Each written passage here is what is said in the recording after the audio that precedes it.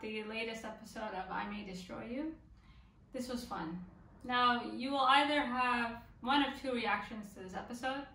The first reaction is you're done. You either got up and left, or the second reaction is you gave it a standing ovation, which is what I gave it.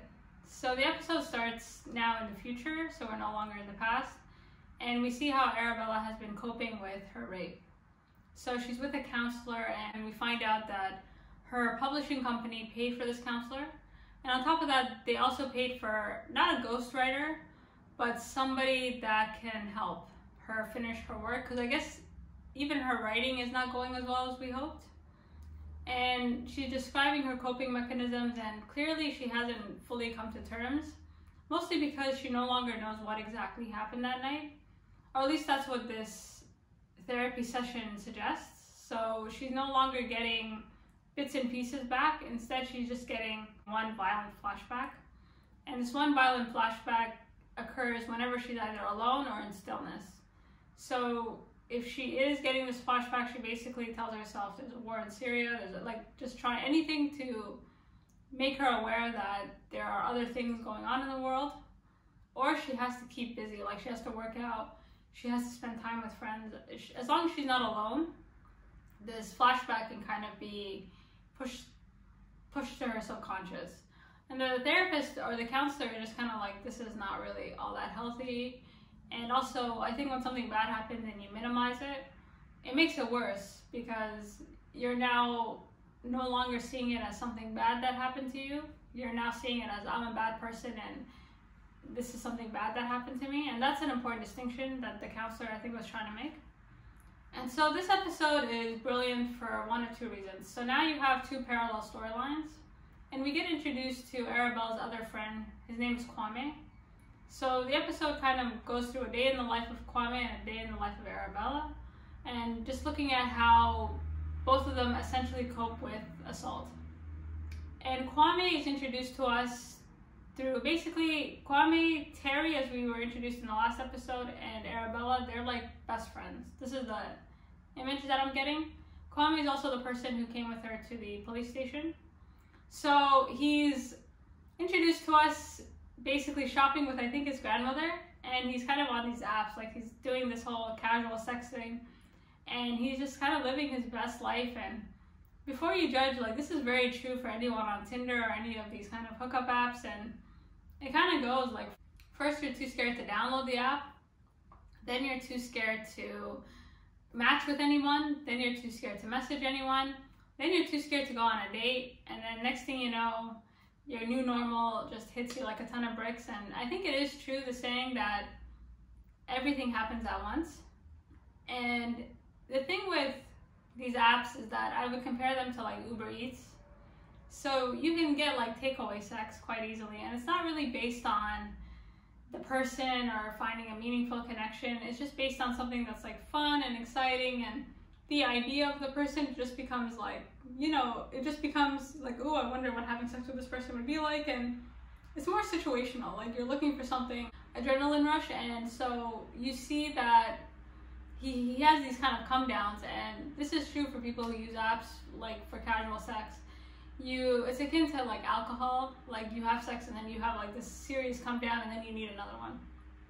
And they're kind of like little adventures you go on, you know, you meet different people, you have these like different conversations, and they're so spontaneous, and people are just kind of really transparent. But the problem is, because you're kind of doing it so instinctively, there's a lot of red flags that you miss out on, that you maybe otherwise wouldn't have missed out on if it wasn't so. And I think that's the thing with these apps, it just makes you you're so quick to do things. And so you have Kwame, and he's being introduced to us as this young man. He runs a fitness center that Arabella attends, and you see that Arabella is, on the flip side, she's keeping busy. Like, she hangs out with friends, she works out, and if she doesn't, this flashback just keeps coming back and back, and there's just no other way to cope. So these are the two storylines that are happening right now. So to start off with Arabella's storyline basically is trying to cover her work, but at the same time trying to illustrate how kind of badly she's coping with her rape. So we're introduced to Zane. Zane is somebody that the publishing company hired to help her finish her book. And his energy, the minute he comes on screen, I just don't like him, to be honest. Like, he's very condescending. They meet at a cafe, and they need to figure out how he's going to read her writing and how she's going to fix it. And you can see that Arabella's just not comfortable. Wherever she is, she's not comfortable. If she goes to the office, she has flashbacks. Wherever she goes, she's just uncomfortable. So while she's talking to this person that the publishing company hired, they kind of decide to, they keep changing locations, and they settle at a bar finally, and the bartender brings her water, and she's just kind of freaking out because she can't focus. This is the issue. Like, she has to keep moving, but even as she's moving and as she's keeping active, she can't focus on anything specifically without being preoccupied with, what if something bad happens to me? What if I get pulled into the bushes? Like she's kind of just in a different place. So there's a conversation between Zane, this guy the publishing company hired, and Arabella, and he's trying to talk to her, and he's super condescending, and he's like, wow, how did you start? And we find that Arabella actually started on Twitter, so she was kind of doing, she's Twitter famous essentially, commenting and writing little posts, and then she kind of wrote a book, and he's kind of looking at her like, I went to Cambridge, I know all these people, and here you are, Twitter famous. So he's being really condescending, but she can't really pick up on him or his energy. So she's missing out on a lot of little things that are kind of off about him because she's just so preoccupied. And the meeting does not go well. Actually, she ends up abruptly leaving the meeting, and she just bolts. She goes back to her apartment. She tries texting her friends, she needs company to do calming things with, but when you're an adult and you're trying to hang out with other adults, it's just really difficult because nobody has the time.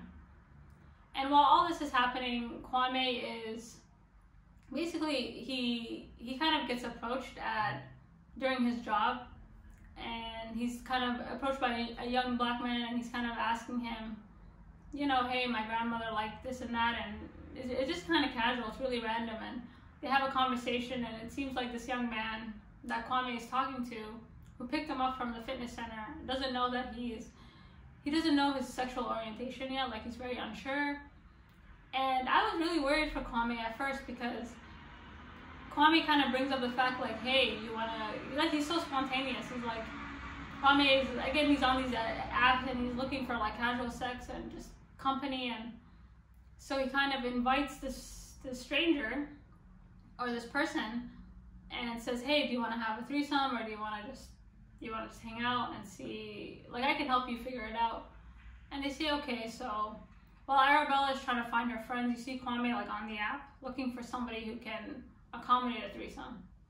So while Kwame's looking for that, Arabella is alone in her apartment, and she decides to just have another go. And so Zane comes over, and he's reading her book, and this conversation between the two of them is really awkward because Arabella's she just wants company. She doesn't care who the company is at this point. And as they're talking, they decide they're gonna have sex. And this was probably one of the most awkward lead-ups to sex I've seen. And for me, what this indicated was that Arabella is really trying to take back control and take back her autonomy a little bit, and just, not be so preoccupied with this flashback. And I think one of the best uses of foreshadowing on television that I've seen, and the most eerie, happened between Arabella and Zane. So they're going to her room, and she's making out with him, and she has that flashback, the same violent flashback, but this time with Zane's face instead of her rapist. And this was so eerie, and this freaked me out. And it was really, it especially hits harder when you finish the episode. So Zane and Arabella have sex, and there's a few things to note in this scene. The first is the fact that before they had sex, they agreed on wearing a condom. So he wore a condom, she saw him wear a condom, and then during sex, he manages to get her in a position where she's unable to see what he's doing, and then he takes off the condom. And this is a term called stealthing. So stealthing is a relatively new term that's come up in the last 2 or 3 years, but what it describes is something that's been going on for quite some time. And stealthing is when somebody removes the condom without your knowledge. And the reason it's rape is because there's an absence of knowledge from one of the two parties. So if you start your sexual encounter with a condom and you communicate that you are wearing a condom and you see this person wearing a condom, if you take off the condom, you have to tell them. You can't just take it off. And I think assault constitutes one of two things. It doesn't always have to be violent. It can include just an absence of knowledge. Or an agreement that's been broken, which is in this case the removal of the condom. And at the end of it, she's kind of like, hey, you can dump the condom in the trash. And he's like, whoa, what do you mean? Like, and she's like, what do you, and then he's just kind of backtracking. He's like, oh, I thought you could feel it. Like, I thought it was okay. And initially she's very angry. Like, she knows she's been violated, but he kind of gaslights her a bit. And there's a lot of misuse of the term gaslighting. For those of you who don't know, gaslighting is actually from a very famous movie about a man who befriends a woman to try and essentially steal her wealth. And the way he does that is by undermining her sanity. And you see here Zayn is undermining her sanity quite a bit. He's basically making it seem like she's overreacting and that she should really, like, it's really not that big of a deal. And she is just, and when someone undermines your sanity like that in such a calm way, you are quick to kind of undermine your own sanity, or you're quick to kind of question yourself. And you see Arabella being like, okay, well, you have to pay for my morning after pill as punishment for stealthing her. And stealthing and gaslighting, it kind of shows that, because I think even in the comment section I've seen that this is why the show is really important, because not all assaults are explicitly violent. A lot of it is just and it's not miscommunication. Although the other person might act like it's miscommunication, it's actually not miscommunication. An agreement was broken, or there's some type of absence of knowledge. And a lot of these assaults that are black and or kind of made as gray areas are actually not gray areas. And if you feel like something is wrong, something is wrong. And you see Arabella immediately, she's like, what the fuck was that? And if you watch Zayn in that scene, like, he flips her, like, he seems to have his technique down. And you knew what you were doing when you were turning her over. Because, I mean, it's silly to say, like, oh, you can feel it. I mean, that is just...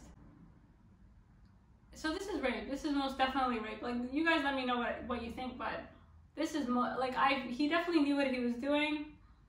And he's so agreeable from beginning to end. That's his character. And he makes a lot more sense now because he doesn't come off as a rapist.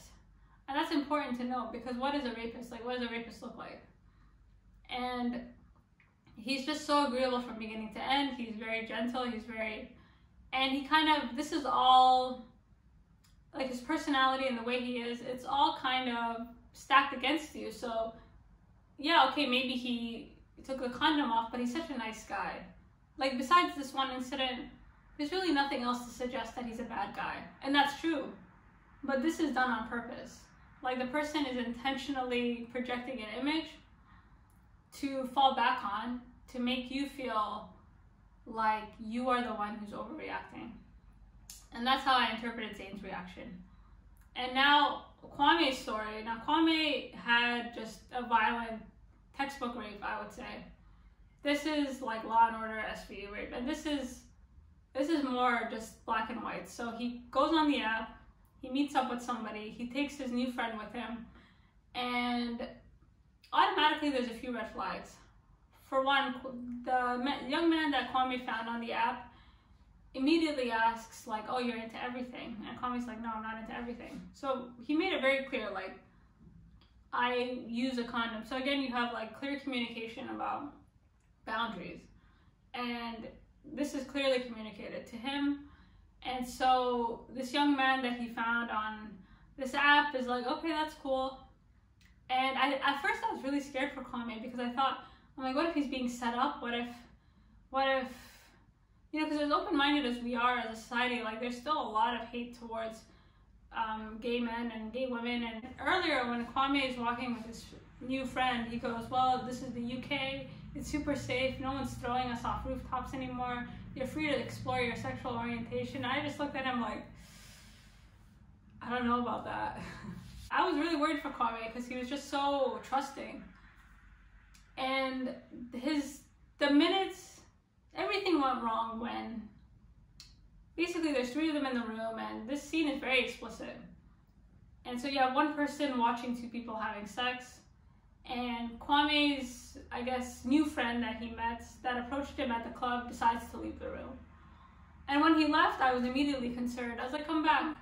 Because there was just, you knew something was kind of brewing. So they have sex and everything is fine.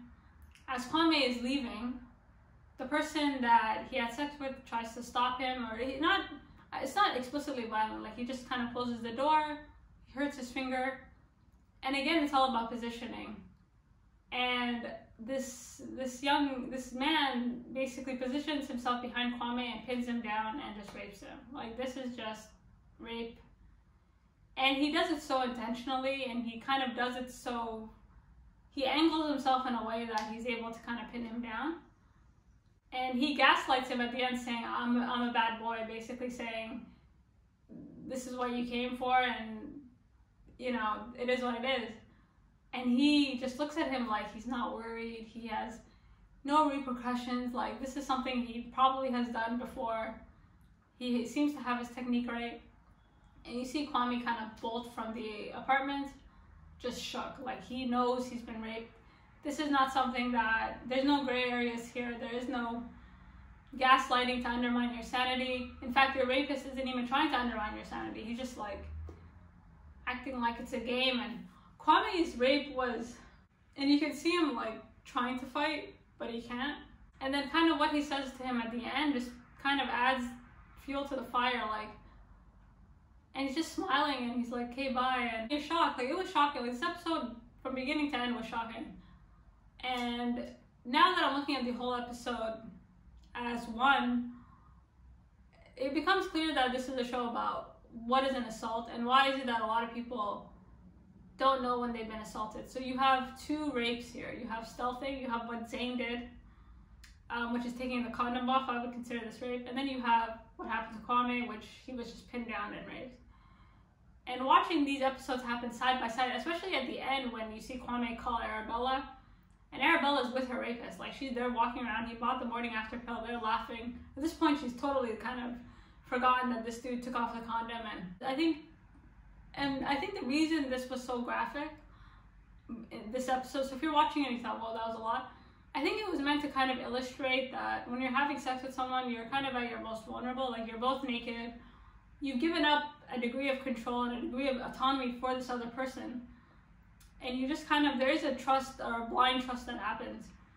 And the reason you kind of see everything you do is because it's kind of meant to illustrate how vulnerable you are and how much control you do kind of give up. And kind of what happens when somebody decides to use that lack of control over you to take more from you than what you negotiated. And so let me know what you think. Were you traumatized? And how do you think this adds to the conversation about assault, and why is it that so many people don't know what constitutes an assault? And your thoughts on gaslighting specifically would be fun. And I will say in the comment section, like, I'm open to all different debates, and it's good. This is a conversation I think we need to have about, like, hookup culture and just sex. I think we all need to refresh on sex education and just communication. There's just a lack of communication. There's a fear of communication, I think, in how to tell people if something bad happened and how we react to these things, and yeah, and how to protect it. Yeah, it's just, yeah. Anyways, let me know what you think. Peace from the Middle East, and